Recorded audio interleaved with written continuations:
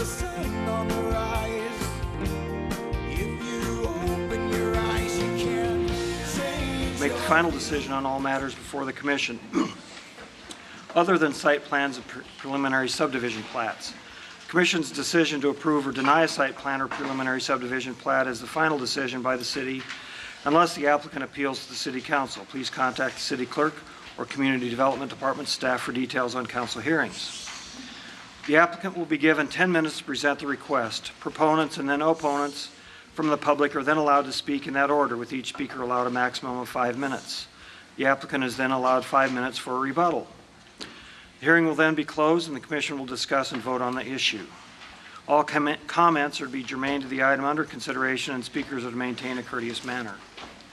Items listed on the consent portion of the agenda will not be individually discussed and will be considered for approval in accordance with the recommendation in the staff report unless an individual present or member of the commission requests that the item be removed from the consent agenda and considered separately under the public hearing agenda. The City of Des Moines is pleased to provide accommodations to individuals or groups with disabilities and encourages participation in city government. To better serve you and possible, please notify us at least 3 business days in advance at 515-283-4209 should special accommodations be required. Assistive listening devices are available for meetings in the council chambers. Plan and zoning commissions or meetings are broadcast on media cable channel 7 for customers with that service, except not tonight. Broadcast will be recorded for later, also streamed live, sometimes in real time, on the City of Des Moines website at www.desmoinesgov.org. So, there you go. We have a quorum. Minutes. Do I have a motion? Do we have minutes? We had minutes for last time, and so, Time before, yeah. okay. Any discussion? Those in favor, raise your right hand. Opposed? Yes. Okay. We have several items on the consent agenda, and I'm going to go through them to make sure there's nobody who objects. So I'll read item 1, and then if not, we'll leave it where it sits. So item 1, request from Neighborhood Development Corporation, represented by Abby Gilroy, for vacation of Granger Avenue from Indianola Avenue to South Union Street and vacation of Southwest First from Jackson to Indianola. Anyone opposed to that item here? Okay. Anyone up here opposed or want that pulled? Okay. Number 2, city initiated request to change the name of Southwest Connector between the Western Corporate Limit and Iowa Highway 28 to Veterans Parkway. Anyone in the audience opposed to that? Anyone up here want that pulled? Item 3, request from Raccoon Street Warehouse, represented by Kurt Pollei, to rezone property located at 403 Southwest 8th Street. Anyone opposed to that item in the audience? Anyone up here want it pulled? Okay. Item 4, request from Catholic Health Initiative Iowa Corporation, represented by Ronald Muke, to rezone property in the vicinity of 320 Creighton Avenue. Anyone opposed to item 4? Up here? I'm going to ask on item 5, anyone in the audience opposed to item 5? We might think about moving that to consent since there's no opposition. And item 6, anyone in the audience opposed to item 6?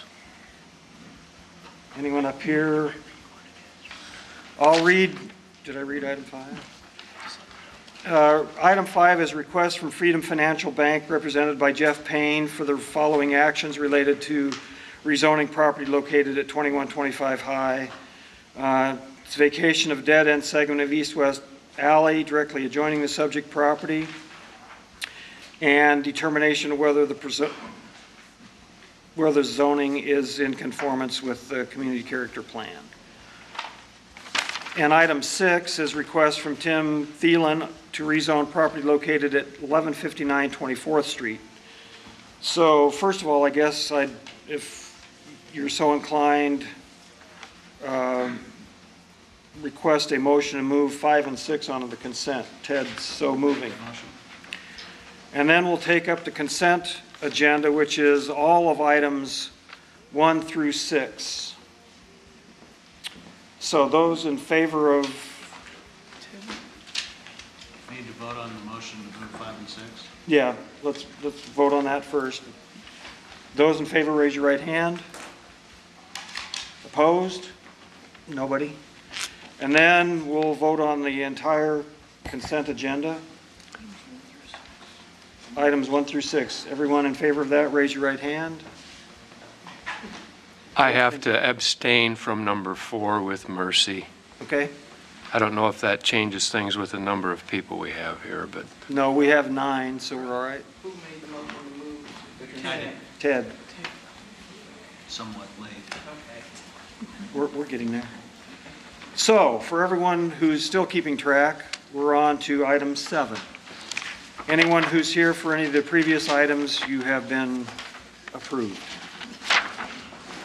So, item 7, request from Casey's Marketing Company, represented by Tom Gruber, for review and approval of a site plan amendment for Casey's Des Moines number 2244 under design guidelines for convenience stores on property located at 2150 East Army Post Road to allow expansion of the canopy area and number of fueling locations from 8 to 12 and to increase the overall canopy height to 22.5 feet for new sign projections integrated above the canopy. Jason? Chair, members of the commission, Jason Van Esten with the city's planning staff. Subject property at the intersection of East Army Post and Enola Avenue, highlighted in the map for you. Existing Casey's facility, existing canopy towards the intersection. This is the response map, didn't get any responses to our site plan notice. A couple photographs, just remind everybody what the site looks like. This is looking down Army Post. There's the building, gas island, looking towards the east. Back towards the site. Canopy area within the site. Photograph showing kind of, this is the hoped outcome by the applicant, where you have the 2 pumps added to that back end or the aisle, and then kind of wings constructed above it. And I'll show you their submittal. So existing site, existing building and facilities, existing canopy in the middle with the additions to the north. Steel gate conversion for their trash enclosure. Bring that up to kind of our current standard. And then drawings of the canopy post renovation. Pretty straightforward application. This did go to the zoning board of adjustment for relief of the area requirement, or the limitation, excuse me, in C1 to the number of pumps. They did obtain that relief. Now they're before you to comply with the design guidelines for fuel cells. And reviewing this against the design guidelines, we ended up with just a handful of conditions. Some of them just kind of our mundane standard ones. For instance, just compliance with our administrative comments. Item 2 is probably where we're spending a little more, have a little more dialogue with the applicant, is that we're recommending that all existing and proposed canopy columns be wrapped in brick unless the applicant's able to demonstrate a hardship to the satisfaction of the commission. They've indicated that their existing footings for their canopy structure weren't designed to support brick, but really we haven't heard any dialogue back from them with regard to could those footings be changed or altered in a way that would allow brick to be added. So we wanted to bring that up for some discussion. 3 is just the identification on the site plan of any planned areas outside for merchandise display. 4 is that all under canopy lighting fixtures shall be completely recessed with the flat lens that is translucent and completely flush with the bottom of the canopy or entirely recessed. That's just to bring, that's one note on the new wings, make sure it complies with our requirements, but also if the existing lighting on the canopy hang down, we would like that converted so there's consistency and we don't have the light spill that we're trying to avoid. Provision of a note in the site plan that states the required landscaping, both existing and proposed, shall be maintained for the life of a certificate of occupancy, and that's something that we're requiring on all site plans. And then compliance with the city's landscaping standards for the C1 district. The submittal it notes that there are plant material on the site. There's quite a bit of canopy around the area. But it was really hard for us to determine if the quantities that are there today meet our current requirements. The site was developed prior to our existing landscaping standards being adopted. So we just wanted that opportunity to get a little more information as to what's there and then make sure that it's meeting or complying with our requirements. There is an existing 6-foot tall fence around the area for buffering. But like I said, the actual materials, more information on that is what we're looking for. Be happy to answer any questions.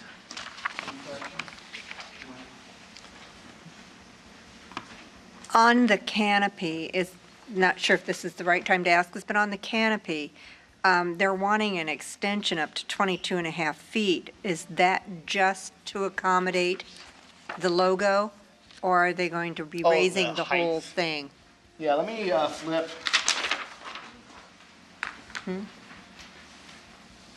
Right now, it's not that high.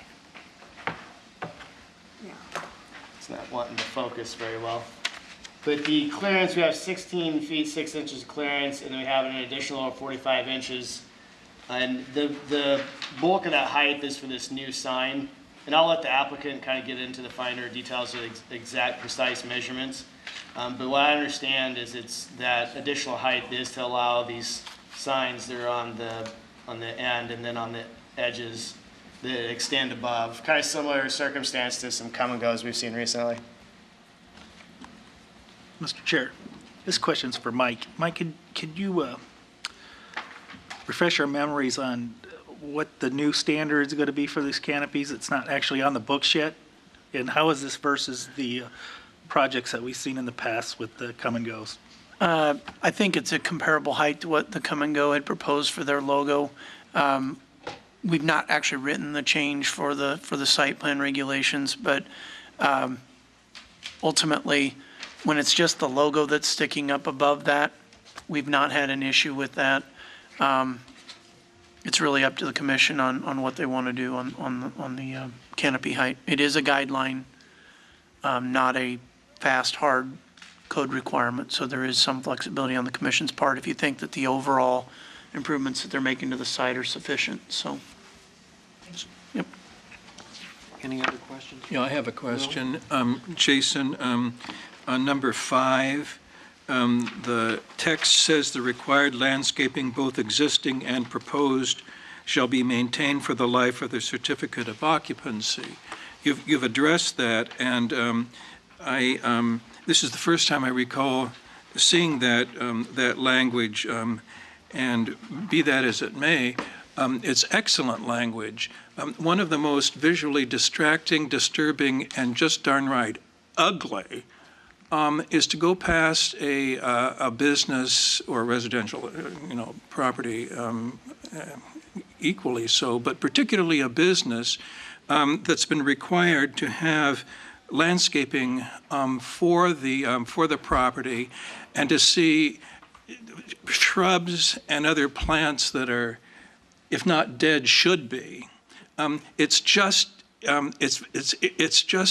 wrong.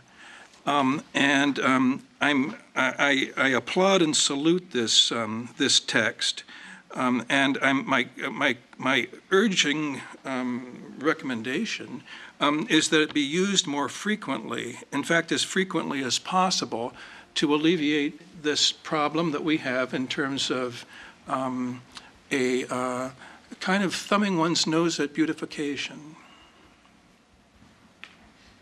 Good idea. I think we have been, but we should. Any other questions for Jason? Will the applicant please come forward? Give us your name and address, please. Good evening. My name is Ed Pelt with Pelt Engineering Company, 2323 Dixon Street, Des Moines, Iowa, representing Casey's this evening. Staff did a nice job of presenting our project to you.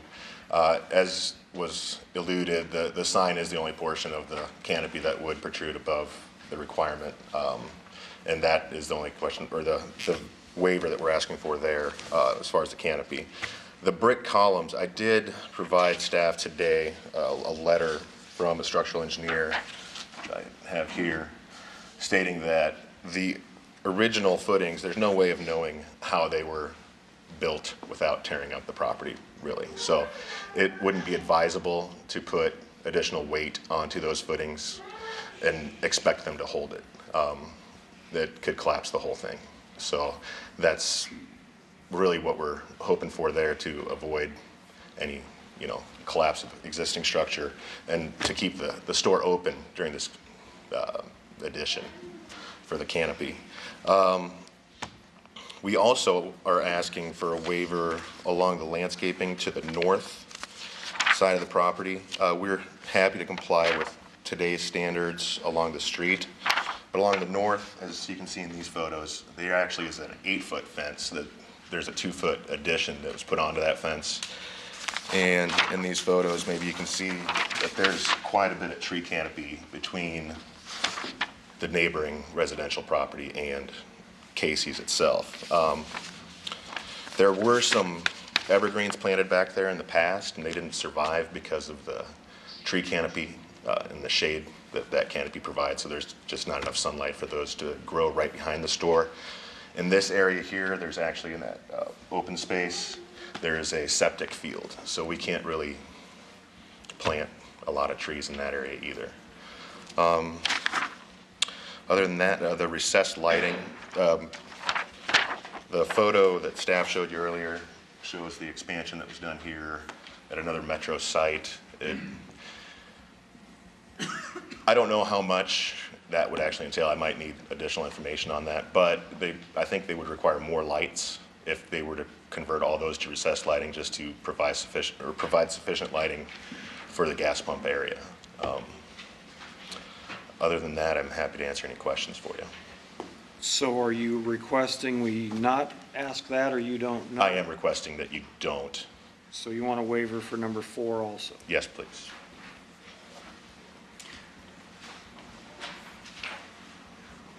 Mike? Would the foundation plans for that canopy not have been included in the plans that were submitted for the project?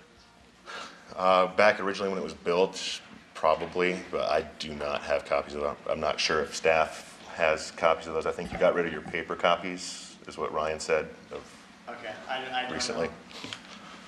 I don't know if they keep those microfilmed or not. It'd be a building permit kind of detail. Without knowing for certain whether we have those on microfilm or something for the property, I might suggest that the commission, if you're inclined to waive that you allow us at least one last chance to find any building permit records, what those foundations might be, to confirm whether that letter from the structural engineer is accurate. And that would be my only comment. I have a question. How much would it cost to do a test bore? I don't think a test bore would be sufficient to tell us what the footing is. You'd have to actually rip out, and you wouldn't know what the reinforcing rebar is within that, and then that would also not be structurally integrable after you get through that. Tim? So, if I'm understanding correctly, you are adding to the canopy, correct? Yes, How do you know it will hold that structure? there's additional posts added to carry the weight of the additional canopy. But won't So you're gonna have- also carry on the existing canopy? It should, that should be able to hold it freestanding with 2 posts. So you're going to have to tear up something else when you put the new posts for the canopy, are you not? Yes, but we could keep the store operational. So at least you could have the posts that are new clad with a brick. That could be a possibility. We're asking that we maintain uniformity on the site.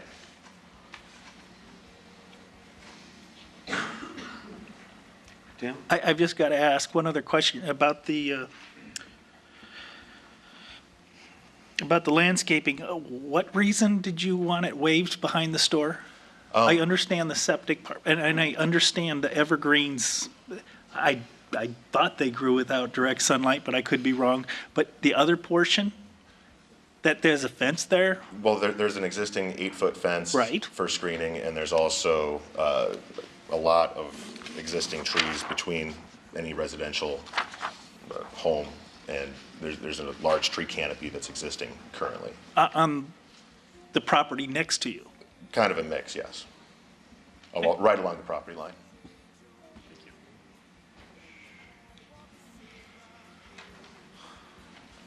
Any other questions? Thank you. Oh, go ahead. How old is that canopy structure? I don't remember it being so old that it would have such majorly insufficient footings for this canopy. I couldn't tell you what year the store was originally built. I don't have that information with me. Do you have an I idea? don't remember when it was built. 90s, Yeah. somewhere in the 90s it was built? But if I might, Yep. I'm not sure that it's the age, and perhaps, I think that it's relatively new, but I'm thinking what Casey's is suggesting is that as it was designed, it was engineered for the single purpose. And so that purpose, they didn't make it bigger, beefier than what they needed to, is what they were suggesting. I think what we're trying to say is, well, what is the impact of making a change to it to accommodate the brick? And then also, as Mike suggested, perhaps, we don't know for sure, they're making an assumption, perhaps we can find documentation that would indicate whether, what truly was done or not. Would be a good idea. Anybody else? Thank you. Anybody to speak in favor of the application? I don't see anybody speak against the application. Okay, I'll close the public hearing and look for a motion, I guess. I have a question for Mike. Is there some sort of regulation or guideline that we're going by that we're asking for the brick? Because I'm thinking of other people who've come, okay, so like when Come and Go does their polls, Yeah. they have their The rep. design guidelines do call for brick Okay, wrapped 'cause I didn't columns. remember their columns being that way, but I don't have it with me and I don't recall. I believe the commission waived the column, or waived the brick on one of the projects. I think the staff has been pretty consistent in requesting the brick all the way to the canopy. Because I don't know what these are made of, the picture that's on our screen right now. Are these just like a I-beam? Painted steel. Are they a square? Okay. 'Cause it seems like brick might be overkill for that. I don't know. Maybe partially. Structural, it's the visual. So it's just the aesthetic that we're talking about. Yep. I guess I'm okay with waiving it for whatever it's worth. Tim? I'll move staff with all the recommendations So as it's written, as it's written. okay? Any discussion? Joanne? Yeah, I'm thinking the fence along the north should be sufficient for, whatever you want to call it. Without Be- more with- buffer landscape? Right. Well, Tim doesn't want to change his motion? Yes or no? Ted, go. Tim, there's a couple things I was thinking right before you made the motion, but so I don't know if I'm asking you for a friendly amendment or not yet, but what I was thinking is that I would like to give staff administrative approval ability on these columns based on what they find from the letter that the applicant gave us relative to the capability to support that. I would also like to add to that maybe there is a design solution where it can be on the ends that would maybe obscure, I'm not an architect, but if there's something like that it can be on the new part, but not on the old part. relative to the lighting, I think the new standard on the new lighting is much better than what exists, and the only time we get to change these things is when somebody comes and asks for a change. So I'd like to leave the recommendation on the lighting in there. I don't have any problem with the height of the Casey's logo. I think that'll make it look better, frankly. So I'd be good with that part. And then the landscaping, the back looks like it looks fine. I wouldn't mind maybe chucking some extra up front because they're not doing anything in the back. But again, I'd be happy to let administrative approval go on those. So I guess what I'm really asking is, would you consider a friendly amendment for a couple weeks for administrative approval on some design solutions around all those things that I mentioned? Tim? I would consider that, Mike, is there an application that is not load-bearing that would go on a building that would look brick, or? I really can't speak to that right now. I'd have to consult our building structural folks on that. I guess my real first attempt is to see if we have the plans on file. And secondly, I would assume that if an engineer certified this building being built, somebody has a set of plans somewhere. Because if there was ever a challenge as to what was built there, it would be on their license to demonstrate what had been designed. So I'm assuming there are plans somewhere. If not, so be it. But I would like to at least have the opportunity to double check that since the letter just came in today. I would add Ted's friendly amendment to the columns, to number 2. To number 2.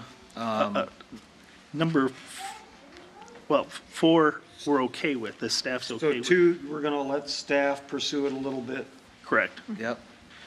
and then, And it's my understanding with the landscaping in back, it had to do with shrubberies and trees, correct? It's not, Correct. Their fence is fine. Correct. And I would like us to stay in the same standards that's requested of new buildings and new properties. Even on the back. Yeah, yes. This is a nice piece of property, and I just don't want to see it turned to pasture. I have Are you looking at Google Earth over there? No. To see the greenery that's on the property line that hangs over the fence and what have you. It's fairly substantial. Maybe you'd want to have a peek at it. But maybe you're familiar with the property.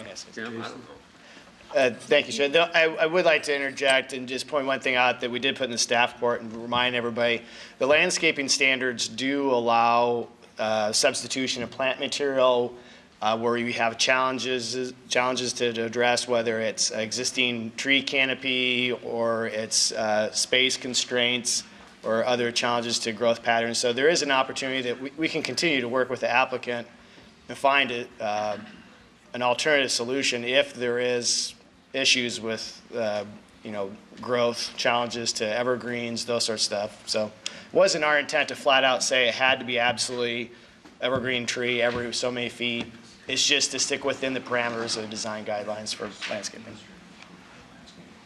My thought was where the pond or the retaining area, whatever that was, that's right by the fence. I don't know how you could,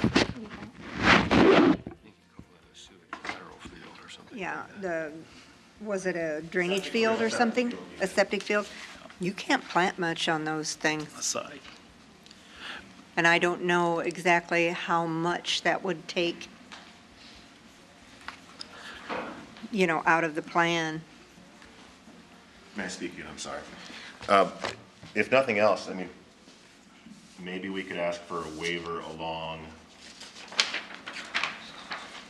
this portion back here that doesn't have any storefront by it, where this is just an open, there's a marsh back here with a retention area. Yeah. And maybe we can add a couple additional trees in here, right behind the building, but not necessarily evergreens, because those have not survived. I think that would work because you really can't plant much on those fields. Ted? And being the fence is already satisfactory back there. With that being said, I'm going to go ahead and ask for a friendly amendment for this to be also an administrative judgment on behalf of the staff. You can work something out with So you're staff. basically Yeah. leaving number 6 alone. No, he's saying, aren't you saying Yep. that Yes, he's okay yes. with administrative Yep. approval on that? Work it out with the landscape Right. plan with the staff. And especially if he's going to comply a little more with that, that area that's behind the store. Okay. So just a point of clarity, we're not waiving anything then, right? We're leaving this, or are we waiving? No, we're basically leaving it the way it's. Okay. Well, actually, I think you'd be modifying the condition on number 6 to, well, first, condition number 6 would be modified to basically say hardship to the satisfaction of the staff. Yeah, okay. And then 6 would be compliance of the city landscape standards to satisfaction of planning director or community development director, whatever you want. Okay. I have a comment, please. This is a new part of the city, and as we saw from several of the photographs that were on the screen, there's quite a bit of essentially raw land that's open for development. And I think that this is an opportunity for the city to shine. And I urge the staff, when they review these various proposals and plans, to bear in mind, as I'm sure you will, that this commission is very concerned about how new parts of the city develop, and we want them to be developed in the same careful way and visually attractive way that the downtown is. And so if it comes to a situation where there's a question of if or other or not, I'd urge the staff to bear that in mind. Any other discussion? I'm going to go through this just so we're clear. Item 1, we're leaving alone. Item 2, basically, instead of satisfaction of the commission, it's going to be satisfaction of the staff, so they're going to pursue it as best they can. Is that correct? Item 3, we're leaving alone. Item 4, we're leaving alone. Item 5, we're leaving alone. And item 6, we're also to the satisfaction of staff. Correct? So,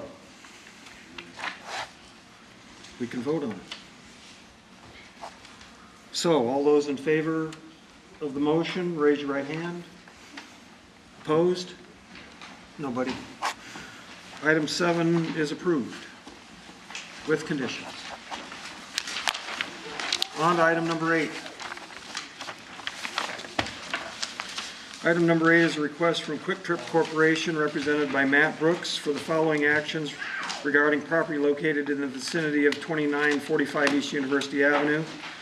Subject property is owned by Hurd Investments, LLC. Jason? Yes, I'll be there in a sec.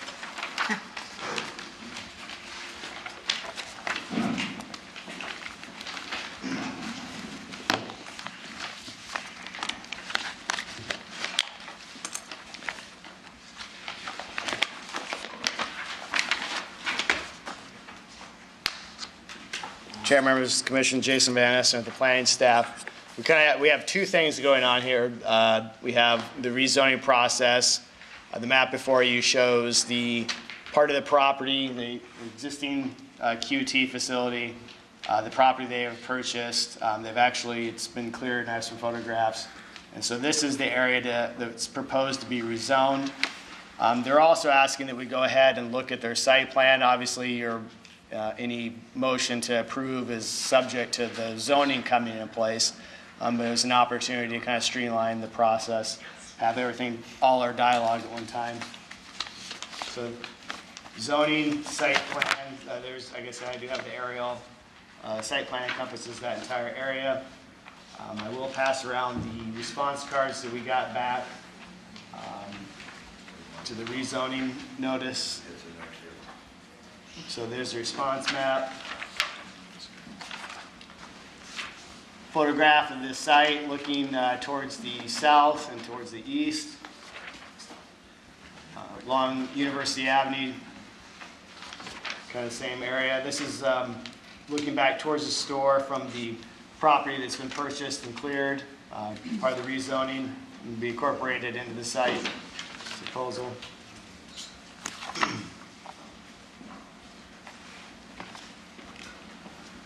Zoom in. So the new store would be configured towards East University. The pump island would all be along East 30th Street, parking all the way around. The site sketch shows multiple points of egress in University and Walker, with one point along East 30th Street. Trash enclosure in this part of the site, proposing monument sign and then a pole sign. I'm going to skip to landscaping, and I think what I'll do is just kind of walk through the staff rec. So this is just generally get rid of some of the other lines so you can get a sense of the landscaping layout. Show you the building elevations.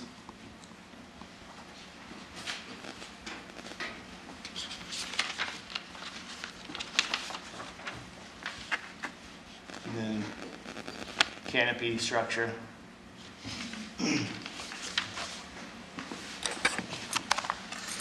So as staff, we are recommending approval of both the rezoning and the site plan. We have some conditions. To start with, on the rezoning, let me flip to that in my staff report here.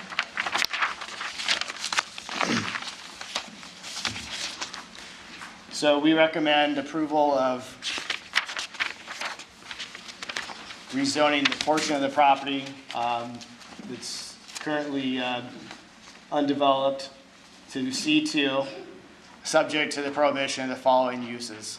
Adult entertainment businesses, delayed deposit services, off-premise advertising signs, pawnbrokers, taverns, nightclubs, and vehicle display lots.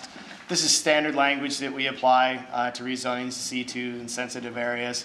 Obviously, the plan is for that to be incorporated into their site, but that doesn't mean that zoning lasts much longer than current uses. So we want to make sure that we're thinking in advance in case there's ever redevelopment. And then item 2 is basically just to grab everybody's attention about complying with the Chapter 50 of the City Code regarding floodplain development for this area. So it's something that really has to be done anyway, but we wanted to call attention to it. On the site plan, we are recommending approval, but this is where we have, as to be expected, where you're looking at details, we have a lot longer list of conditions. 1 is our standard administrative comments. 2 is the provision of 20% open space, meeting the minimum requirements. The way this site is drawn, they are showing that they're actually deficient, but there's an opportunity on the site. There's more parking than is necessary to meet our requirements. And I understand that the applicant is believing that they can meet that 20% threshold by meeting a later condition that I'll go through that speaks to eliminating these parking stalls and having this be landscaped along East 30th. 3 is a revision of the trash enclosure to have steel gates rather than the proposed mesh material. That's a consistent requirement that we've been recommending to ensure long-term quality of the doors to the trash enclosure. 4 is providing, I'll go ahead and just read it. Revision to the identify pedestrian access routes from adjoining public sidewalk on East University and Walker Street through the site to the primary entrance to the gas station convenience store. These connections should be protected by a curb island protection within the off-street parking area. The proposed route through the fueling area should be eliminated or relocated. And I'll point those out here. So we have, and I'll let the applicant, I know they have some ADA constraints that they're trying to address, and I'll let them speak to that. But in essence, what we're suggesting is that we have concerns about just having striping in between parking stalls, that's easily parked over, and snow piling, and that we'd like to see that protected in some fashion here, and then this point through here. We had some concerns about bringing pedestrians through this canopy area with the vehicles maneuvering and stuff, but I'll let the applicant talk you through that one. We felt that that should be eliminated and made that movement should occur up here or perhaps further south. The next condition is just adding a note to the building elevations, just clarifying that the equipment screening mesh material is a minimum of 75% opaque, and that's really just a clarity issue. 6 is the extension of the cornice treatment around the south roof elevation or south facade. So the building has 3 street sides. We did recognize in reviewing the architecture of this building that it is separated from the street. This isn't directly on the street. There is some separation, so we didn't recommend any windows or openings on the back wall, which we have in other cases. For instance, the Hy-Vee fuel station on Southeast 14th that's being constructed at Park Avenue. They were required to put in some clear story windows along their rear facade, which fronts Park Avenue. So this is that facade. We're suggesting that the cornice design be extended along there to enhance that facade. 7 is the revision of the canopy designed to express a different massing by articulating varying heights in some sections. And this ties in really into 8.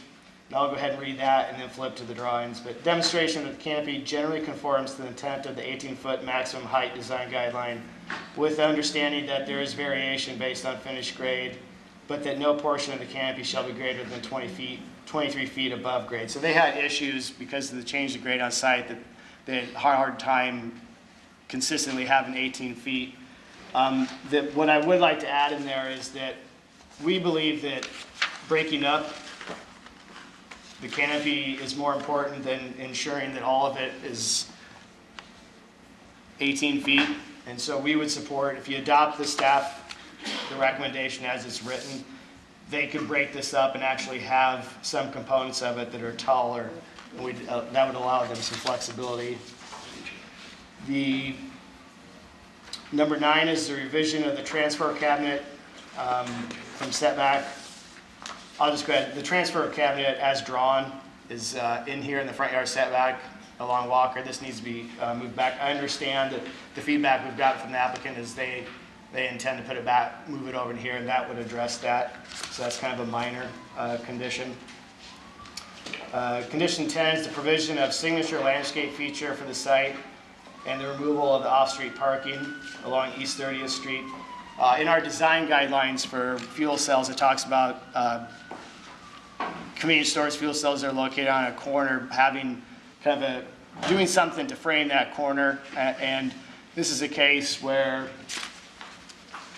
not only just independently with the store in itself trying to comply with that design guideline, there's also a corner feature that we felt that we're not talking about duplicating this with either fence height or that scale, but there could be an opportunity to, if you are going to comply with our design guidelines and have something here, that you play off of the design architectural there. So that's that condition.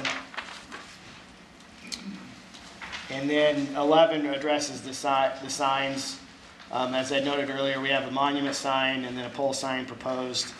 And we're suggesting that those all be monument signs, both of them. 12 is just a minor correction. Basically, they need to just adjust their photometric plan. It's not a big deal. Make sure it complies. And then I'm going to jump to 14 and then come back to 13. But 14 has to do with implementing the East University streetscape design guidelines with the provision of a 6-foot walk scored into squares, brick paver style pavement in between the curb and that walk, and then a brick paver band behind the sidewalk. And then 13 is the removal of the proposed drive entrance furthest west along Walker Street, so that'd be this one. And then the other is the right-in turning movement here. Those two, this is generally, we look to push commercial traffic as far away as possible. From residential? From residential uses for buffering types of purposes. And this comment is coming from our Traffic and Transportation Division. They have concern about meeting our current standards for drives in that proximity to this. And I know Mike has had more dialogue with engineering on that, so I'll let him cover that. And then we can answer any questions that you might have. Just as follow-up, that westernmost drive on Walker, we wrote that into the staff rec anticipating there might be concerns from the neighborhood. We've not heard of any concerns from the neighborhood. As a matter of fact, they were happy with the plan as presented. So on that condition number 13, if the commission wants to strike the condition about that western drive on Walker, we would not object to that. The drive on University, that right in, it isn't generally, you can see generally the location of the existing access into the site. Jason, if you could point to it right there, there's. I think it shows up pretty good. Yeah, if you show it on the drawing though, it shows they're moving it. So you can see the limits I think right of there. the existing drive in relation to what they're doing with this. And when I talked with the Traffic and Transportation Division today, there's a budget hearing tonight, or a budget open house at the library, and their staff is at that tonight, so they could not be here. But they indicated that that drive, as proposed, does not comply with traffic code, and that is not something that the commission is allowed to waive as part of a site plan. So there's a couple options I think that could be looked at on that. One would be if we want someone from traffic here to discuss that issue further, a continuance of the site plan component of this application. You could ask the applicant if they'd be willing to consider that, keeping in mind that the zoning still has to go on through council, so there's a 2-week continuance on the site plan would still not delay them beyond their normal timeframe for their zoning consideration. So that would be one option. The other would be to just simply recommend approval that any access on University has to comply with our traffic code. And if that means shifting it 5 feet or 20 feet or whatever else along there to comply with code, it maybe could be approved then just administratively without coming back to you. But in its current location, the traffic department has indicated it does not comply with traffic code. I know there's a question about it being an existing drive and that, but as you can see, it is a relocated drive. Much like when we look at stormwater, when there's redevelopment of the site, we look at the redevelopment as basically essentially taking it back to an undeveloped state, and it has to comply with all current stormwater requirements. Traffic looks at it the same way. You're redeveloping the site. It essentially is taking it back to an original, and they want it to comply with current traffic code. So that's the thought on that one, right in, right out. In their opinion, there's still, even if, I mean, with both accesses on Walker, there's still 4 access points into the site. One directly to the canopy off East 30th Street, one directly off the canopy from Walker Street, and the one off University would force them to drive in front of the building to get to the canopy, but we have those situations all over Des Moines where fast food restaurants, to get to a drive-through lane, you have to go through a parking lot to get there. Similar type auto arrangements. So that was the staff opinion on those. And again, if you want to waive the requirement on that westernmost access on Walker, we do not object. Jason, do you have anything else? No. Any questions for staff up here? Roger? Just for the benefit of the applicants and so that it's understood that the decision of the traffic department on that curb cut, that is something that would ultimately be appealable to the city council.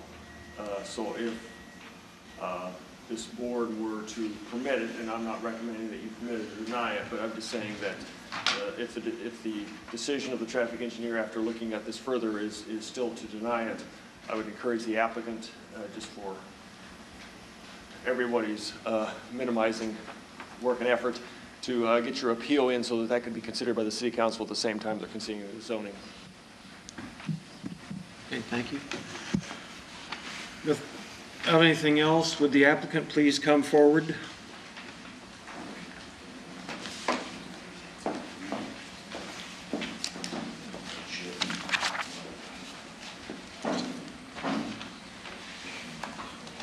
Apologize, I got a PowerPoint for you.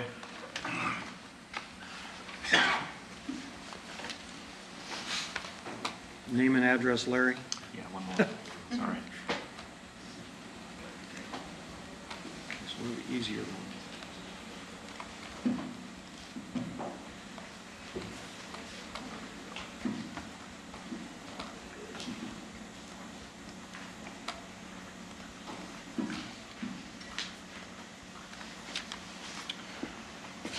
Mr. Chairman, members of the commission, my name is Larry James, 801 Grand, Des Moines.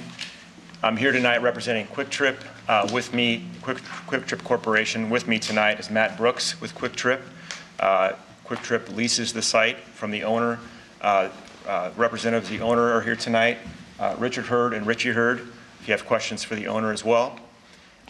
This site is, this is a redevelopment of an existing store, as Jason pointed out. You are no doubt familiar with this design. We were here about the same time last year for the 6th University site, the first location in Des Moines, where Quick Trip is instituting their new generation of stores. This is the same design as seen 22nd Street in West Des Moines. Here's another image of the site for you to review. This basically shows the new site superimposed on the existing site. More of a color picture. I have another site plan I'm going to show you with some changes that have been made since the initial site plan that you first saw tonight. Some more photos for you. This is looking southeast from University, southwest from the corner of East 30th University, northwest from the corner of Walker and East 30th. Here are the elevations of the store. Again, just to, if those of you who were not here last year, this store has 4 entrances. Quick Trip has found that about 70% of their customers do not buy gasoline. So they really try to separate their gasoline customers from the other customers. There's entrances on both sides and 2 in the front. The architecture style is 360-degree architecture. It's not really a requirement from the city, but however, there is brick, there's tile, the signage, the cornices surrounding the store. Again, the same design as the one on 22nd and on 6th University now. There are no curbs on this store. Quick Trip has been working on making their stores absolutely ADA accessible. This is one item, as well as the accesses from the street that I'll talk about that are necessary for making this ADA accessible. Here is a view from of the new store. This is facing south from University. The new canopies on the left. This is a design that Quick Trip actually prefers, keeping the fueling customers away from, and their associated cars away from the other customers. And I would point out that this store will be built while the new store is still operational. So the old store will still be active and running during the fair. It'll be demolished in a day after the store is built, and this store will open the following day. Very difficult to do, but doable. This is a shot from Walker, actually looking northeast. This is from East 30th University. These are the canopies, and I'll touch on those shortly. This is an updated plan for you to review. Based upon staff's comments, over the last week, Quick Trip went back and changed some things to the plan. The primary things that I would like to point out to you, first of all, along Walker Street, a significant number more of trees have been added along Walker to further shield the neighbors to the south.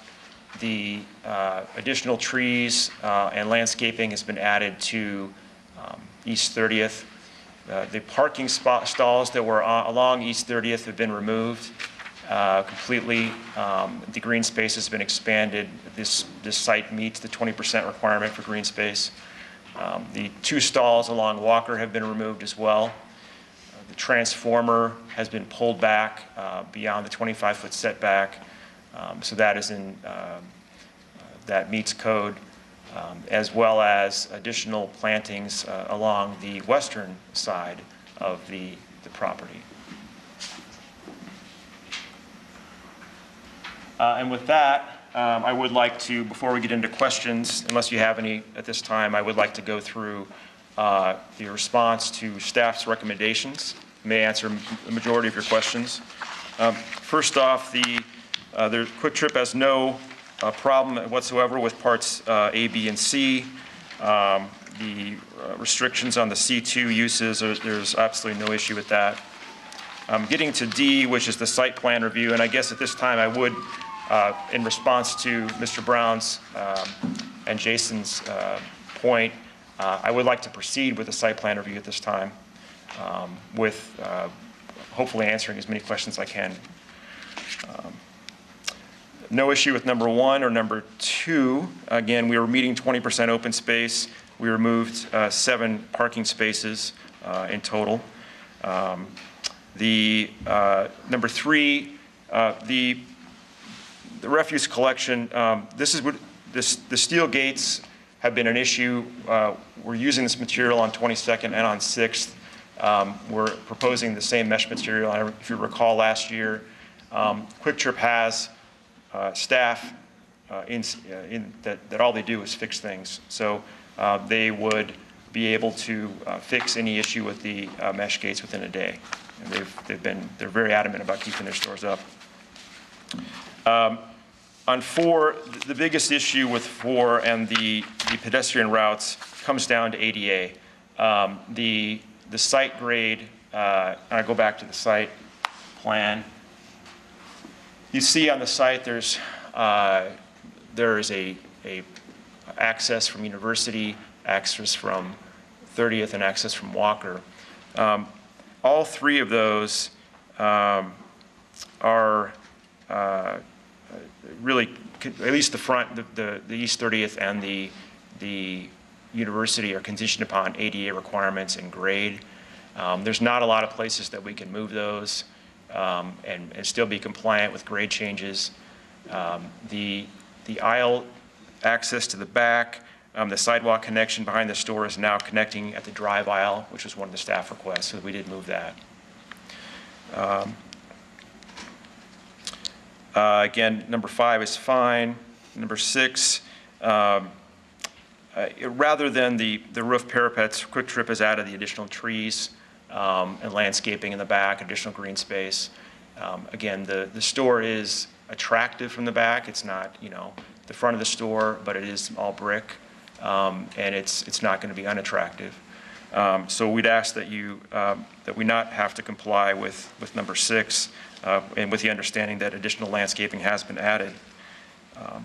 Number 7, the difficulty with the site is that, as you can see by the canopy location and the drive aisle as it stands now, if the canopy is broken in 2, as staff is recommending, we'll end up with either having to remove a fueling location, which is not feasible for the store, or well, it just wouldn't work. If the canopy is broken in half, you're going to have a situation again where you're going to have cars having to get through a place where people are fueling. And so we're asking that this part of the requirement not have to be met.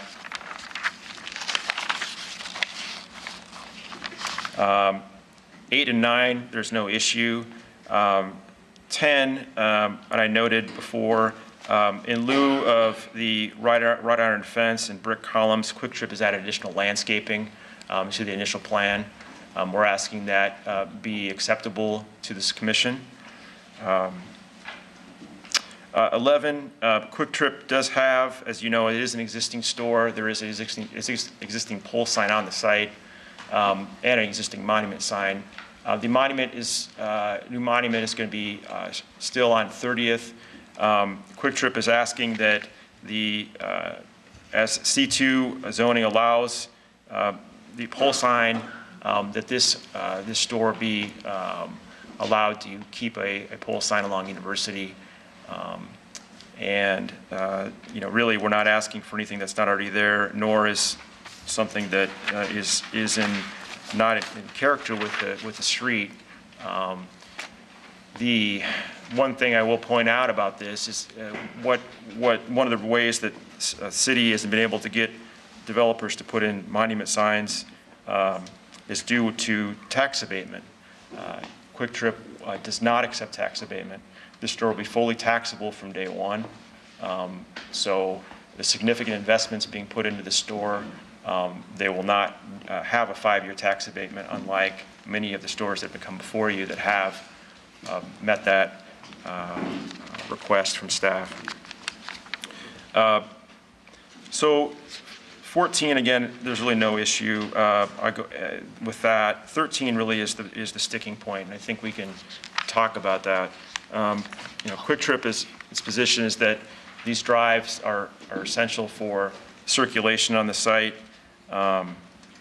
both the Walker Drive and the drive from University. The drive from University is particularly important from the standpoint that, again, as I mentioned, the Quick Trip really would like, especially the way this store is designed, we'd like to keep the fueling customers away from the other customers that go to the store just for pop or whatever. If that is eliminated, the only access will be to the west for gas, at least from on University. Cars will have to travel through. You'll have the same issues with cars backing in and backing out as you have with some of Quick Trip's current locations, what they're trying to eliminate.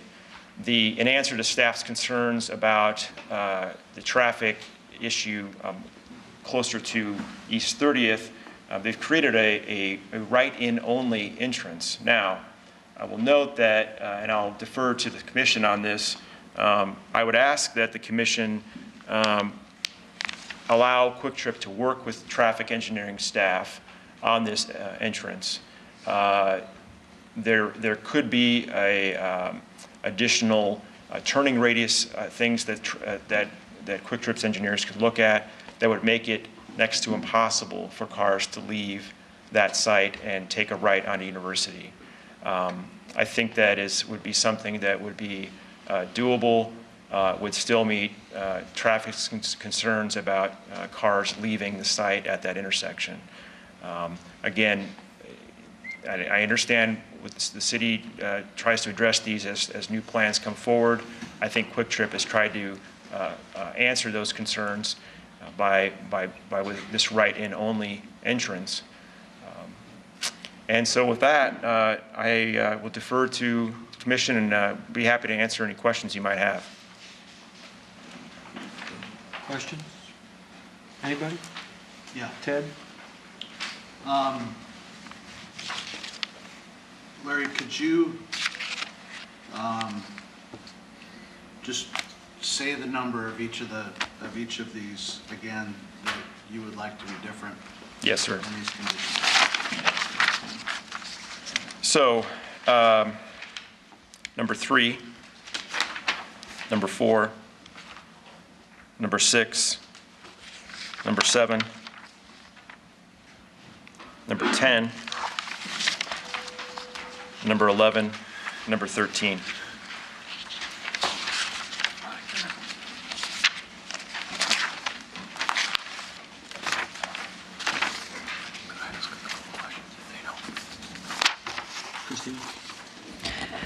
First, I just want to compliment the design of this building. It's a beautiful building. Thank you. It's obviously going to be a great improvement to this highly, highly visible area, important part of our city. I'm curious, I didn't see this in the plans, and I certainly may have missed it. Has Quick Trip implementing things for bicycles? There are bike racks in the plan. In fact, it is one of the design guidelines the city requires. There are bicycle racks near the store. I think, I don't see exactly where they are on the site, but they are part of the site plan for certain. Okay, just seems like in this particular location, there's a lot of bike Absolutely. activity, and so if there's Absolutely. something to accommodate them, that'd be good. Mike? Larry, I had a couple questions as you went through those. On item number 4 regarding the access, Yes. just to clarify, I think what the staff was suggesting was that where the path cuts through the parking areas, that there be an island on either side of that path to separate the pedestrian path from cars pulling in and parking out, not a raised, if it can't be moved, if that's grade-wise, the question would be, can there not be islands put on either side of that walk, and could it not be a different pattern or a different color or something to distinguish? I'll give you an example. I know the competitor's facility at 63rd and Grand did it's either a stamped concrete or it's colored and stamped concrete appearing pathway coming in from the sidewalk to their store across their drive aisle. I don't know if the one coming from Grand Avenue is separated by there's no parking out in front of it, I guess, in that location. It kind of comes in, I think, at the corner of the building. But that was just one question. I do know they have a sidewalk that comes in from 63rd Street that comes in at an island area also. So I was just wondering on item 4 whether or not that was considered at those locations. Yeah, first off, to address the stamped pavers, if it's a stamped pavers, it's no longer ADA compliant. If someone's broke their back and they're in a wheelchair and they're rolling over stamped pavers, they're just jarring up and down. So the Department of Justice, we're actually under the consent decree with them. We're not allowed. So we have to meet the city codes, but we also have to meet the Department of Justice. Is Casey's not held to that same standard? Not that I'm aware of, no. Okay. So colored concrete could be used? We have done colored concrete in the past. As to the access points, though, we did put the one on Walker inside the island. The one off of University, we cannot do that due to grades. Basically, if we put an island there, we would have ponding. So due to the grades and the storm drainage there, there's no way to make that happen. And along 30th Street, we do have to provide that access. We have to have an ADA access to our canopy, to the store. And part of that is you have to do the most direct route to the store, and that's the most direct route that we have there. So we can't take it to the north or the south, because then no longer it's ADA compliant per the Department of Justice. But colored concrete could define those areas greater? We have done colored concrete.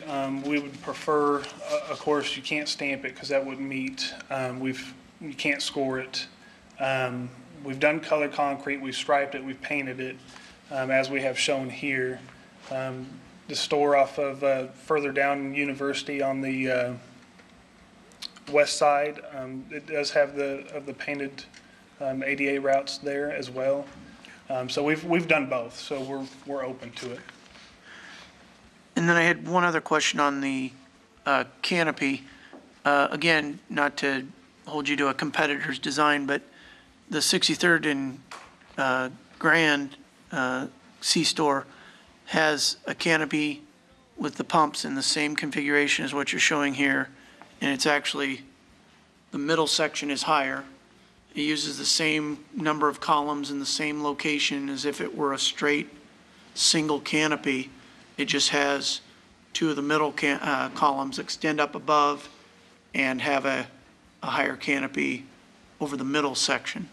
So in the explanation of why that wasn't possible, there was conflict with cars, and I'm trying to figure out how that how that meshes we- with seeing how it's been done on other projects. We couldn't actually split the canopy, to answer the question. We've done steps in the canopies, but the design you're talking about, that's not Quick Trip standard. And our canopy is one of our logos. That's not something that we would really give to. We've done the split canopy at 6th and University. At this location, we don't have the dimensions to make that work, though. If we split the middle of that canopy, you're gonna basically have cars fueling, and they're getting rained on because that overhang can't be long enough. We would have to push that canopy out, and then their drive aisle clearance would not meet the standards around the canopy. Okay. So, Could someone, I don't quite understand that, frankly. And I think, I think what was explained to me, and maybe my confusion is this, Mike, when I was speaking with staff this week about this issue, the discussion was to take the canopy and split it in two. So so if we were to take the canopy and do as was done by Casey's, no, I understand I've seen the Casey's design. And you don't want to do that. Well, you're looking at, the answer would be no, but also then you'd be looking at probably a 28-foot canopy, or I don't know. And our problem is the length of the canopy. Okay. We understand that it's Quick Trip's signature and we don't like it. Okay. So you're asking Quick Trip to do something that you haven't asked others to do in the market, and Quick Trip is opposed We to ask that. all the time. Well, not, and what I'm saying is Quick Trip would be opposed to that. It would be something that they would be unable to accommodate. Okay. That's their answer. we can step the canopy, and that's just a vertical step in between the canopy. We do that for elevations. But again, that's just a step in the middle of the canopy. I mean, maybe the answer is this, Greg, maybe we look at the step to break up the, if you're, and you tell me what your concern is if the concern is the length of the horizontal, then we could do the step. How deep do you want to go for our concern? Our concern is 20 pumps. It's not 20 pumps, 12. It doesn't matter. It's a lot of them. And we've discussed this many times, and we want to reduce as best we can that mass. And so one way to do it is to break up the long horizontal. Okay.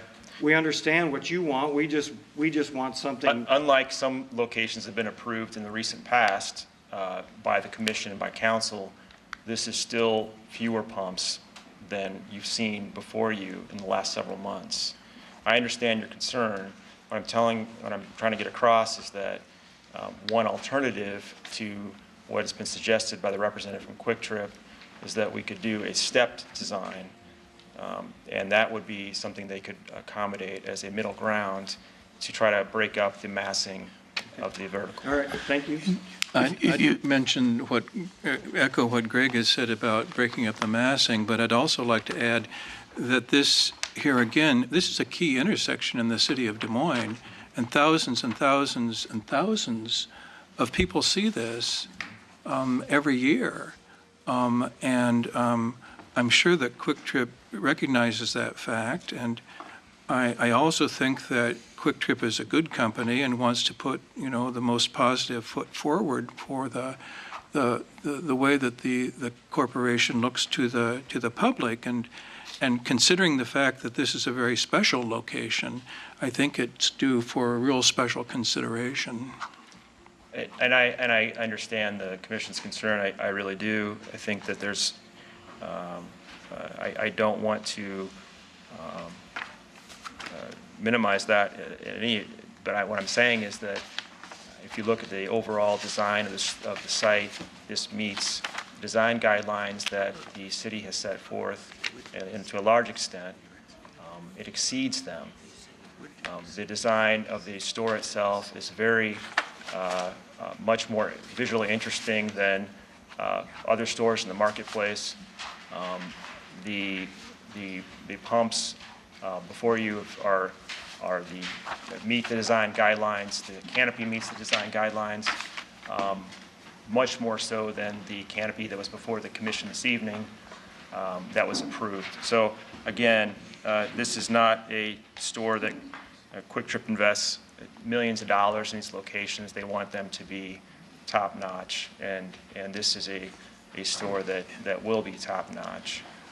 So If the commission wants, again, you could potentially leave the discussion of that up for additional, I guess, negotiation or discussion with them. We've not seen alternate designs. We were pointing out a similar or competitor's solution, and rather than belabor the point tonight, if you would like, you could leave that up to our continued negotiation. I will point out that it is not a straight canopy along there. They do have some intermediate breaks in that architecture, but we would continue to look at some alternates. Any other questions for Larry? Anybody? I I will- don't see any, Larry? I will just say one more thing. I do have a concern with the pole sign.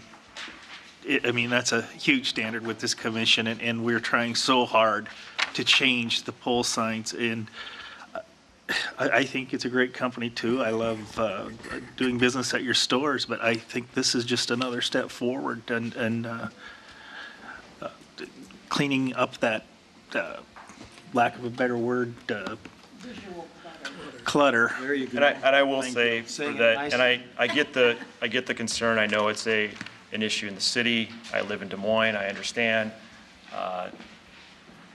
This is, not to be the lawyer tonight, but I am the lawyer tonight. This is a design guideline, not a design requirement that is set. The guidelines have been more than met in this case, if the commission looks at the overall plan. And as I say to every council person and neighborhood president that we have a discussion about this, if the city seeks to change the sign ordinance, it should do so. And that's something that we need to have a discussion about as a community. I'll end saying that we had a meeting two meetings on January 29th with Fairground Neighborhood Association and with Accent Neighborhood Association.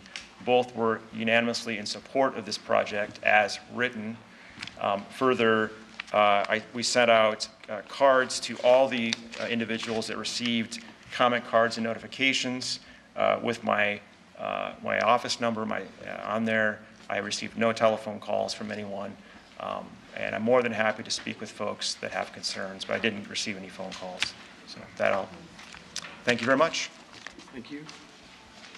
Anyone, open the public hearing, and those in favor of the application, please come forward.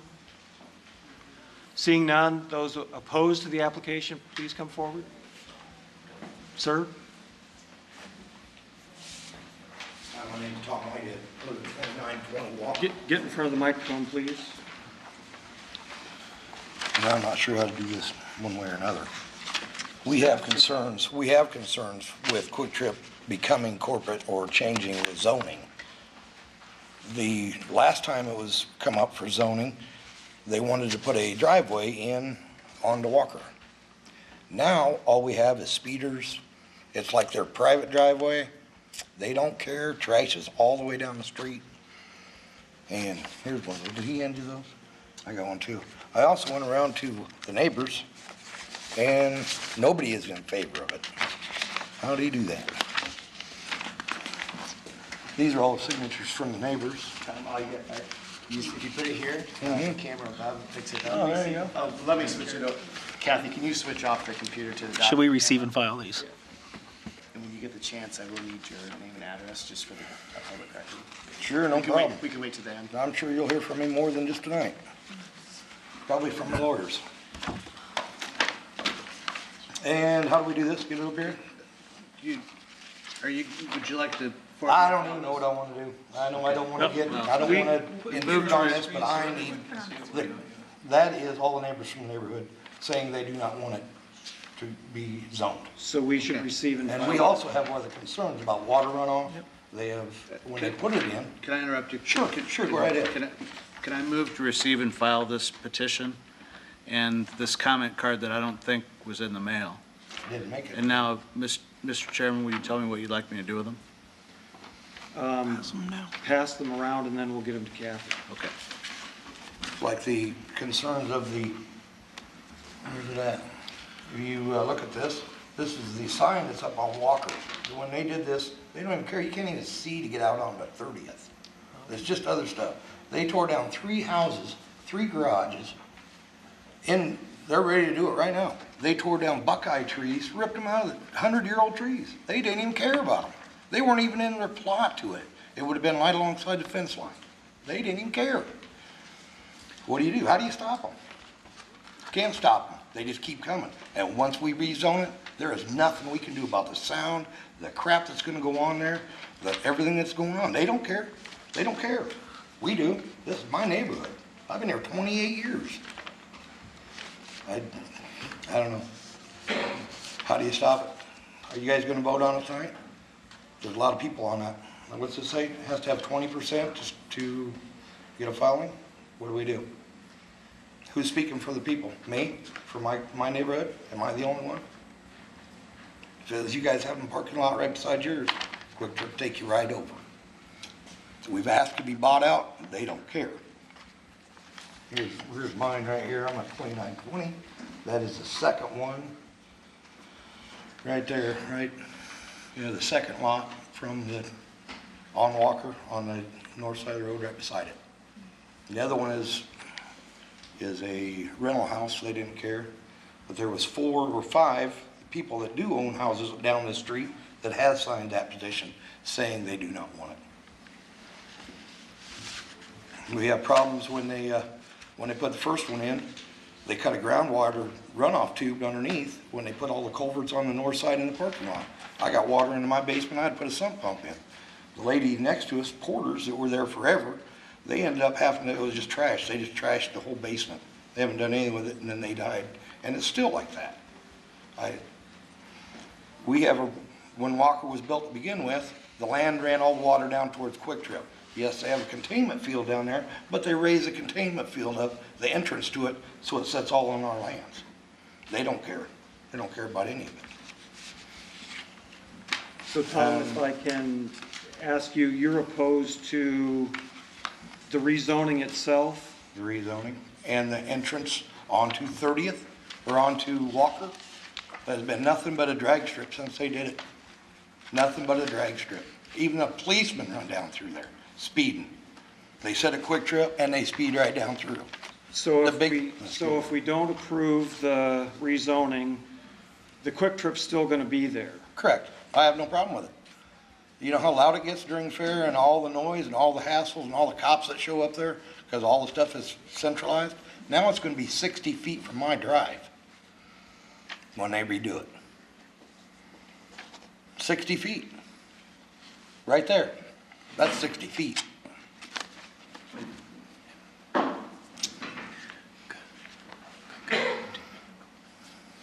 Mike? Just to clarify process, tonight the commission is asked to make a recommendation on the zoning to the city council. City council ultimately makes the decision on the rezoning. The site plan, the planning commission is making a decision on, but the decision would be, a condition of that is that the zoning would have to be approved in order for the site plan to be approved. They could not build that without the zoning approval. Correct.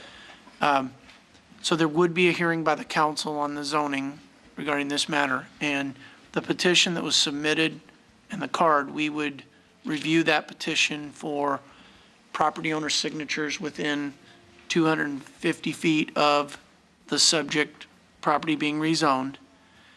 And under state code, it states that if there's 20% of property owners that own land within 250 feet of that rezoning that oppose it, it triggers a supermajority vote of the city council to approve the That's what we have on rezoning. these signatures then, right? Okay, so we would confirm that on the petition, since it just came in prior to the council meeting when they were holding their hearing.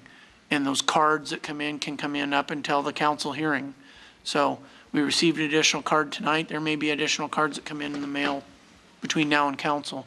Well, I've talked to everybody on the block, and them are all the signatures on them. Everyone that's, We will confirm the ownership, because sometimes it's a tenant versus an owner, but it has to be the owners of property, and we will confirm that prior to the council, whether or not there's 20% opposition. And just to confirm, it's, the 20% opposition just triggers a 6/7 vote of the city council. It does not mean the council can't approve the zoning. It just imposes an additional requirement on any approval. That is correct.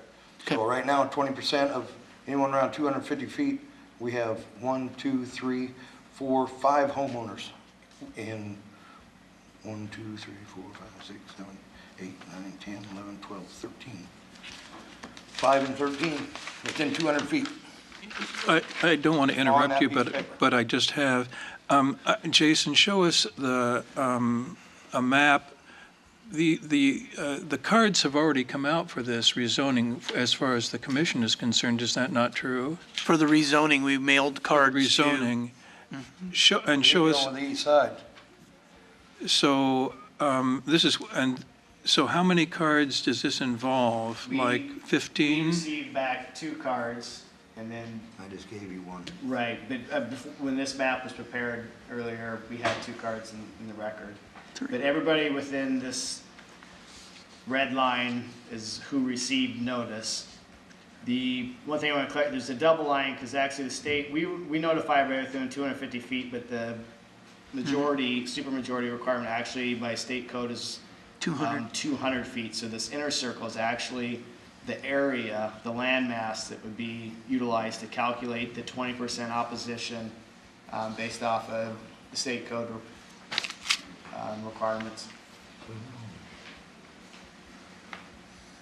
So we will update this map prior to the council hearing and know whether or not there's a 20% opposition. And I would actually encourage you to, as you talk to your neighbors that sign the petition, if they also have the card, to have them send the card in too, because that just makes it a lot easier for Yeah, us well, to they have. all said they were coming down here tonight too. Okay. And you see how that works. But I am concerned. I am the second one on. You're right here. 2920. And it's not gonna be good. It's already bad. Every day it's bad. And you guys just let it happen. Don't zone it. Don't zone it that way, because they don't care. They just want the money. I know it's a good tax payoff, but they don't do anything besides make money. Tom, do you have anything? I like Quick Trip. I have nothing against Anything new Quick to Trip, add, but- Tom? Huh? Do you have anything new to add? We'll see if there's any questions up here. Maybe they'll help. Anybody? Ed? Would you like to leave Well, I any of guess those I am. pictures with us? That's a picture right there of the sidewalk. They just tore all the houses out, and that's today's picture. That's not even, hadn't even been shoveled, but they sure tore down the trees. That's what made me mad. They tore down the Buckeyes. Now I'm mad. Tom, just for the And record. here's what you look at when you're sitting at Quick Trip, trying to get out, right? You have to pull your car clear down into 30th to even be able to see down through there to get out. And then, go ahead. Oh, I just wanted to clarify for the record, your last name is Whitehead? Is That's that me, correct? Okay. Thomas G. All right. Thanks, And Tom. then 10 feet this way, there's a driveway right there, and then there's one right back here. It's just like a cluster. It's a cluster. Something needs to be done with it, even if the speed bumps. People will just run down there 100 mile an hour, slam on the brakes, slide it sideways, just so they can go down the street. And it's a 1-block street. I got big trucks coming down through there, delivering a Quick Trip, stopping a Quick Trip. It's not even legal to even drive it down there. I wish you guys would make sure it doesn't happen. I appreciate your time. I know it's gonna happen, but. Thank you, Tom. I'd like to make one comment. Anyone else opposed? I'd like to make one comment for the gentleman. I have to commend you on the behavior of your children. They have been so patient, and we really, really admire them for that. It's true. Sir? Here's my comment card. I didn't mail it in because, okay. I didn't speak to Larry until Monday. Sir? Name? Harlan Donaldson, 4143 Nob Hill Drive, President of Valley High Manor Neighborhood Association. You didn't indicate for or against on here. That's because what you're going to hear is ambivalent. granting the zoning will help alleviate a problem because you have to approve a new site plan. The problem was created when the Quick Trip was first built, and that's that. If we can have a picture again up here, Which, the site, that one. can you switch to the computer, Kathy, please?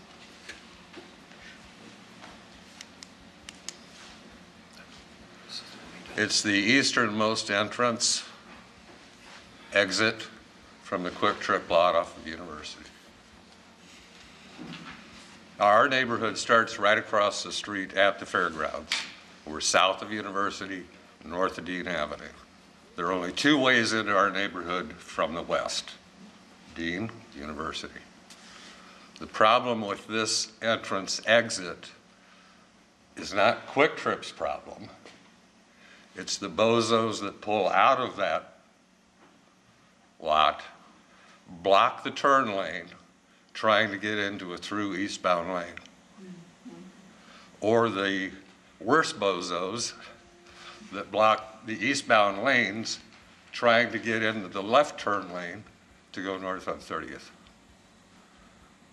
That entrance exit is less than 100 foot from the intersection. And on a bad day, traffic eastbound at the end of the day can back up as far as A.E. Dairy. Now, we don't have an issue with Quick Trip in terms of the number of pumps, size of the station. There are only 2 gas stations on University between 235 and Pleasant Hill. You guys got a captive audience. We got a problem trying to get to and from, mostly to in the evening. Now, when I talked to Larry Monday, there was some discussion about making that an entrance only. Now, if that's possible, we folks can live with that. That alleviates the blocking traffic, somebody trying to get out, get into eastbound traffic, waiting through a light. That's the way it's shown on this plan. Doesn't really look that way. It looks like you can still sneak out that route. Unfortunately, people sneak through a lot. I'm thinking of stop sticks, but never mind. Okay, that's our neighborhood's concern.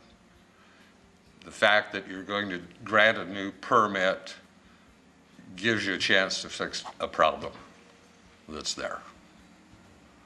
Now, I don't know what traffic and transportation is going to have to say about this, and maybe I'm here prematurely. But there is another entrance to Quick Trip property, and that's further west, that's underneath the printing, and that's in front of the closed Jiffy Lube.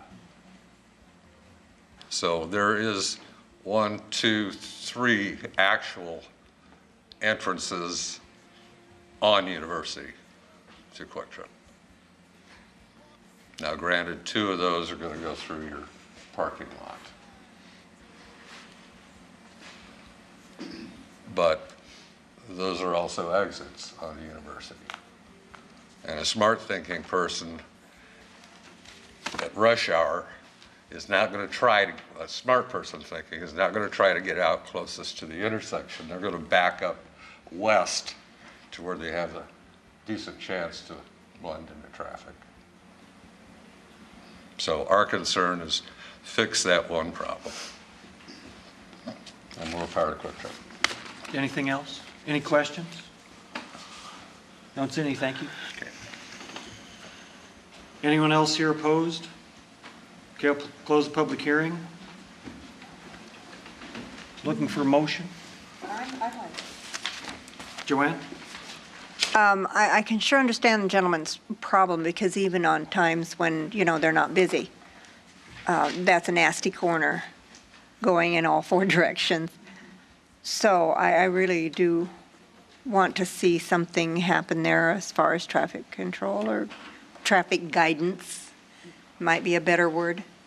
Mike, we don't know if it's further away or this entrance only will satisfy traffic. Do we know, or? At this point, entrance only has been presented to traffic at that location, and it was not according to them, in compliance with traffic code. I don't know if that's shifted further, whether it's just a distance issue or whether it's a conflict with the turn lane that occurs along with the traffic going eastbound on University. So I can't really speak much more to their. But Larry said with that one, they're willing to work with whatever they can with staff to come up with something that meets the code. Is that right, Larry? Greg? Clarify, if I could, what I hope I try to clarify is that our Quick Trip civil engineer is willing to work with traffic to determine if they can come up with a right-in only that will satisfy traffic and transportation at that location. Yes. Ted? I have a motion. Ted has a motion? Okay, go. I have another We'll thought. talk about it afterwards. Okay, After the motion. after Okay. the motion. I would move staff on A and B. But before we do, pardon me for interrupting, I'm sorry to do this, but it's a procedural question. There's the rezoning question, and then there's the site plan. Should it be split? That's what he's We'll doing. we'll vote on it split. Well, and I'm going to kind of split it just in my motion too. So I'm moving staff on A and B. And then on C, I am nowhere near an attorney or a staff person, so I'm going to take a shot at some of the things. One and two stays the same. No, C is is zoning. only part of the rezone. I'm moving A, B, and C. I'm changing D. So it's staff for zoning. Yes, staff for zoning, sorry. I should have flipped the page.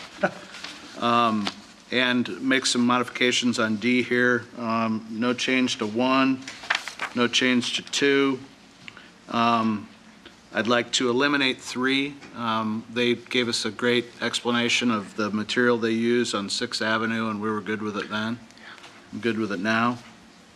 On 4, I'd like to make the change that Mike suggested, that if they can't move any of those, that we'd like to ask for colored concrete to go in that area. 5 stays the same. I don't know if we remove 6 or if we add the extra landscaping that they've agreed to someplace else, or if we just say we would accept added landscaping in lieu of this, in lieu of 6. That's what I would do. Okay. That's what I would do. We'll do that. So Extra- eliminate 6, Eliminate 6 in due lieu. to additional landscaping. Yes. 7, I would say I would be comfortable with revision of the canopy design to express a differing mass employing a step design.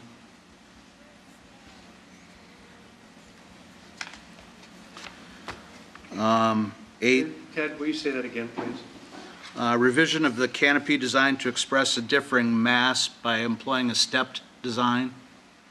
Which would be QT's somewhat standard way to get a differentiating canopy.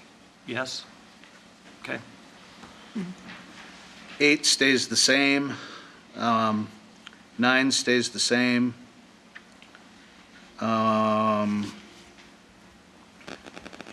Let's see.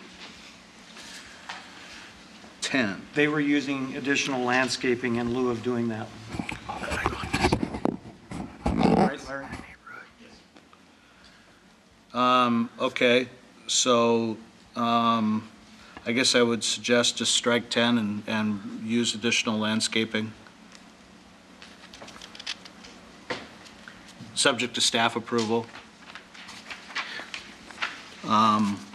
Yeah, subject to staff. 11, I would like no change, Just no freestanding sign. no freestanding sign. 12, no change.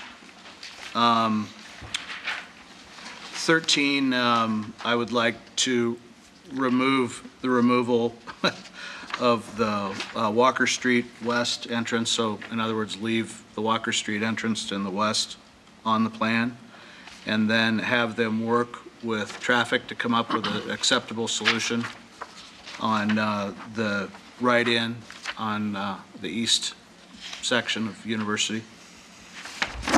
Set. And 14 as is. Okay? Okay? Everyone up here clear with those? Any comments? Where is the land to scape with the additional landscape? Maybe my landscape guy can tell me. You're just going to put more in where you have the possibility of some. Like they're pretty rich I on it, think right? Larry said that they were showing more. Well, just to quickly, this shows additional landscaping in this area and then additional landscaping here. So that's where they're adding. By taking out parking, they have more opportunity to get their 20% open space requirement. I saw landscape on the plan, and I thought we were going to add more, and was wondering about that. Okay. Their latest proposal adds more than what we It's have already in our there. packet. Yeah, this is different than what was in your packet. That's what's confusing, I think. Joanne? I'm not sure if my question is going to change any of this, but the fellow that was really objecting said that there was water problems once they put this whole thing in originally. I can't see that there is anything on these drawings that really tell me where, if at all needed, the water runoff would be. The site plan guidelines, not guidelines, the code now requires that water be retained on site, detained on site, I should say. There doesn't show on this plan, but the engineering plans that staff has, there's underground detention throughout the site. So any water issues that the neighbors have currently are being corrected with this new construction, with that on-site detention. Okay, because I couldn't see where any Right, of that yeah, was this is going one- on. I included this sheet because it shows the landscaping, Mhm. but the staff, we're working with engineering staff, we have, and Mike can answer the question better, we have to meet certain requirements that are much more stringent than they were 20 years ago. Yeah, that's why I asked. Okay. I have a question for Ted and maybe a possible friendly amendment, but did you strike all of number 10 or did you keep the last sentence? No. The Will Memorial? Well, if you keep the last sentence, then it keeps the provision for the brick columns and the wrought iron fence. Just wanted to make sure, did you strike the whole thing or leave the last sentence? I thought Larry didn't, he said he didn't want that. Larry, please come help us. I guess it would be an amendment to say that concentrated landscaping should be used, would be the condition for number 10, as opposed to the other wording. I can, what I guess what Quick Trip's position would be, and I can answer for Ted, but they removed the 5 parking spaces along 30th Street, which was a concern to staff, and they added additional landscaping, which was not shown on the previous, in lieu of the brick pillars and wrought iron fence. Okay. So do we want to, your motion was to get rid of all of that, correct? Just add landscaping subject to staff. I think, my opinion of this is, and I understand, maybe a little bit of heartburn with it, but the way I heard this is that they eliminated a bunch of parking, added a bunch more green space, brought in a bunch more landscaping to try to address some of these things in the staff recommendation, and some, there's timing on all of this stuff. They are negotiating right up until tonight, I expect, and so I like what they presented, the landscaping in lieu of this. Okay. Mr. Chair, we added on the Casey's proposal this provision that the landscaping would continue to be maintained throughout the occupancy, certificate of occupancy, but I don't see that on this, and I I'd be wonder, happy to accept that as a friendly that would be amendment. my hope.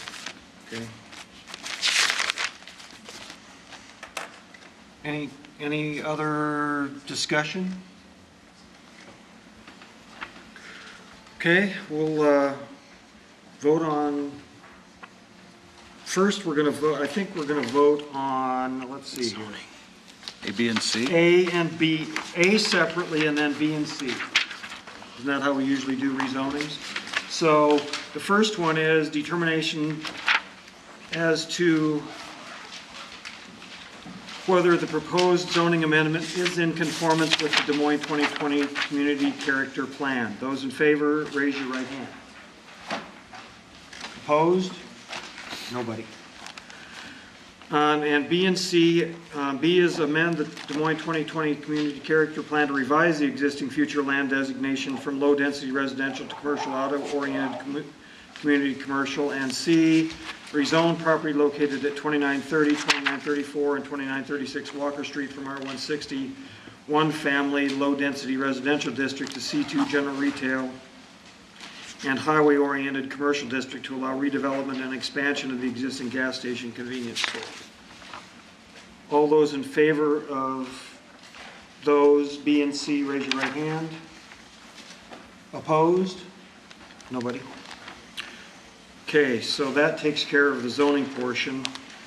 And D, subject to those items that we reiterated prior.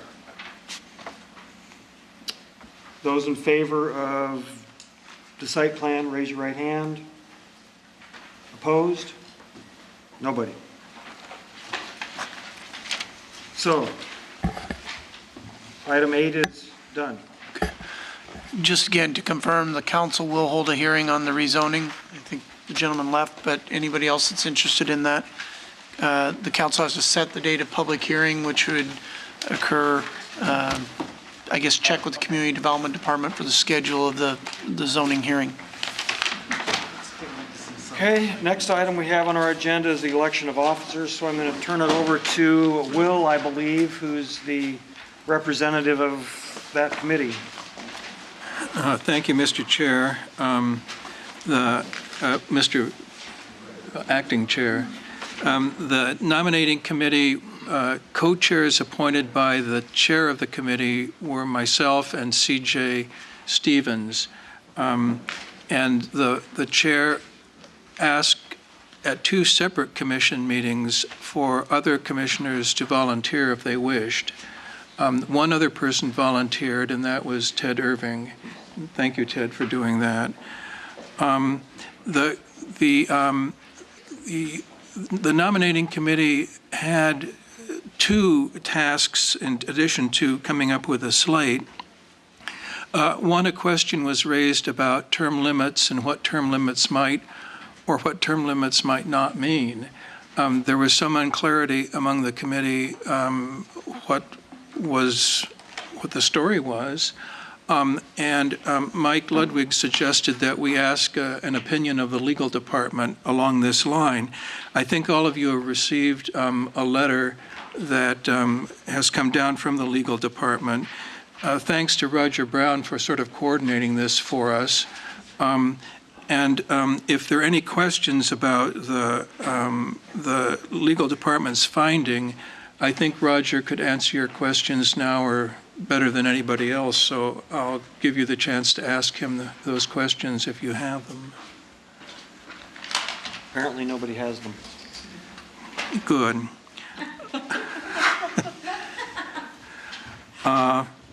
The second matter that we discussed was this. The Plan and Zoning Commission, among all of the city's boards and commissions, has, if not the best, certainly one of the very best balances in terms of gender. And I think that's something that we can be proud of, and justly so. By the same token, our officers have not typically reflected a balance, and although that's not a requirement, the sense that the committee had, and also the sense of we had heard from other people on the commission, that would be something to consider. That would be a change, and change can be good. And so that was another matter that we took into consideration. Having said all of that, The nominating committee came up with a slate of proposed officers, a unanimous decision of the committee, and I'll present it tonight to the commission. For chair, Dan Flaherty; for first vice chair, Greg Jones; and for second vice chair, Jackie Easley. Mr. Greg, that's our recommendation to the commission and our report. I'm just asking a procedure thing. Do we vote on that tonight, or do we take the slate and then vote next time? We'll just vote on it tonight? Roger? Mr. Chair, members of the commission, it is on your agenda for election of officers. If you choose to, Okay. you may vote on it. So that's what we're going to do. There's no discussion, we might as well vote. Yep. And you, be appropriate to ask for other nominations Yep. from the board. We'll accept that slate, and I'll throw it open to anybody else who wants to nominate anybody. Don't see anybody, so I guess we'll just vote. And two of the people are in absentia, so I guess. But everyone has agreed to serve. Well, that's good. Okay, seeing no changes to the slate, we'll just vote on it all at once. So those in favor of the slate as proposed, raise your right hand. Opposed? Thank you, Will, and your volunteers. Committee and director reports. R&O hasn't met, so Mike? Just very quickly, first of all, I want to thank Commissioner Irvine for the motion tonight. That was a very, very difficult hearing, a lot of moving parts, and going through each point, I think, helped staff keep track of what the motion was and the commission, so I wanted to publicly thank you for that. Also, thank you to Will and CJ for the work on the steering committee, or on the nominating committee, and thank you for calling me and asking for input for us to get you a legal opinion on that. I know there were some questions, and we want to make sure we had the right information available. There was a meeting tonight at 6 o'clock. I'm sorry you had to miss that, regarding it was a town hall meeting on the recommended budget from the city manager to the council. It's not the only opportunity people have to comment on that. There's a lot of information online, and if you have any questions about what's in that budget or proposed, please contact me. I'll get you in contact with people and get you copies of whatever you'd like to review. One item of note that I do want to make about the recommended budget, the capital improvement program does include a proposal. It was submitted by staff and recommended by the city manager for a CIP funding for a comprehensive plan update, as well as a new zoning code. Those are, we've been unsuccessful in obtaining federal grants for that project. We did have to scale back the budget. The final, work program for those projects is yet to be determined, but I think a key component of the proposal was, if that's approved by the council on their March 10th hearing, would be to hire a temporary full-time project manager to run that project, which has been the single most, I think, significant downfall in that our existing staff continually gets pulled off on other projects, and the idea would be that we would hire a temporary person for up to 3 years to manage that project. It's not just project management. We're hoping to find someone with significant experience in both comp planning and code work.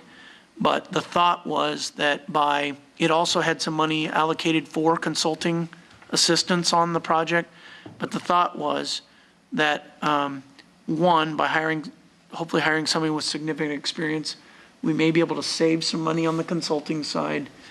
But on the flip side, it also allows us to have a in-house full-time project manager working with us on that project that doesn't get pulled off on other things. And rather than just giving a lump sum to a consultant and having maybe 20% of their time devoted to project management, we're getting a full-time 100% person devoted to project management and handling it. So I hope that that's an acceptable proposal to the commission. I did not poll you, I guess, on that proposal before it had to be submitted But I was very pleased to see that it was at least in the recommended budget from the city manager. And if you have input or comments on the proposal, feel free to share those with me or share those through the hearing process or through comments to the management staff, city manager, and others. But we do have the tomorrow plan is nearing adoption and completion.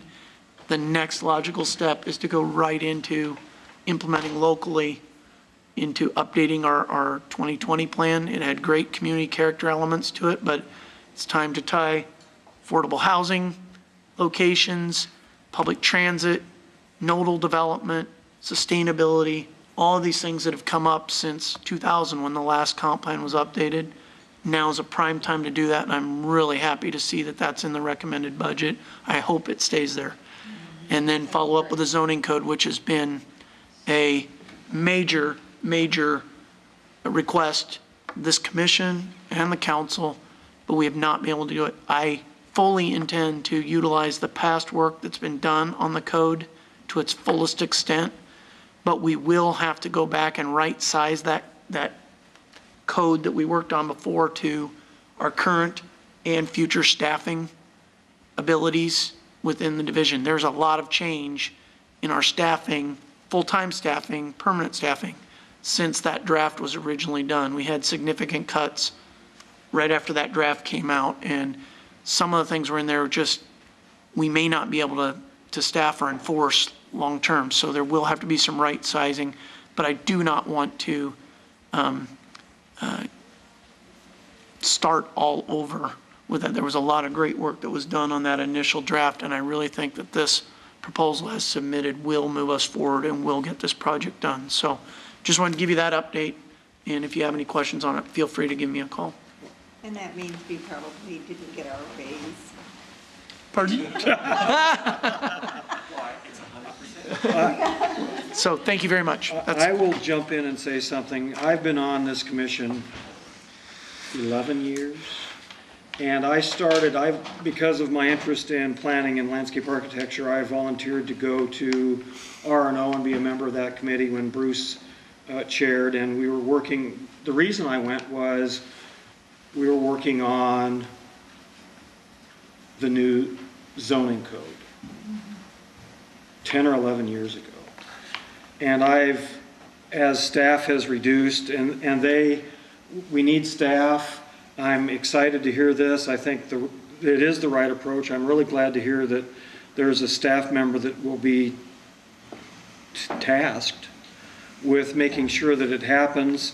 And then as time went on, the 2020 community character plan, I'm suddenly thinking, well, 2020 is not that far out, and if we're as slow doing that as we are on the zoning code, we're going to be 2030 by the time we're updating the 2020. So I think it's a great thing, and maybe I'll still be here to help.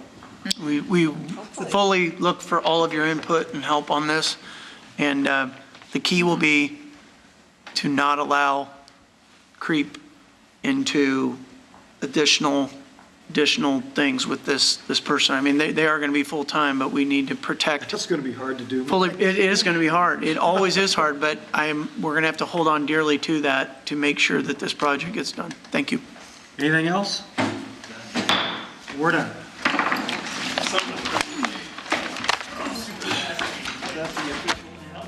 Something old for something new. Change your view. Heard you moved out west. Rumors, gossip, and tabloid papers said it was for the best. I found out they were wrong a little later. Follow the sun on the rise. If you open your eyes, you can change your view. Walk a city block in these shoes. Something old.